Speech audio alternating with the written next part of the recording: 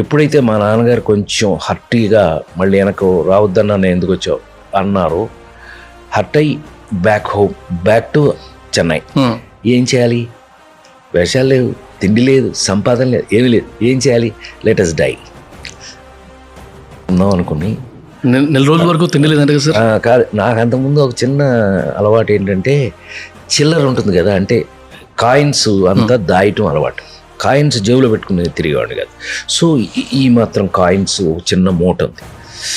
ఇది అయ్యే వరకు ఒకరోజు ఒక అరటిపండు పెద్దది, ఒక గ్లాస్ మజ్జిగ, ఇలా ఎంతకాలం ఆ చిల్లర వస్తే అంతకాలం చేసేది. ఫైనల్గా ఏదన్నా తాగిపోదామని ఐ ప్రిపేర్డ్.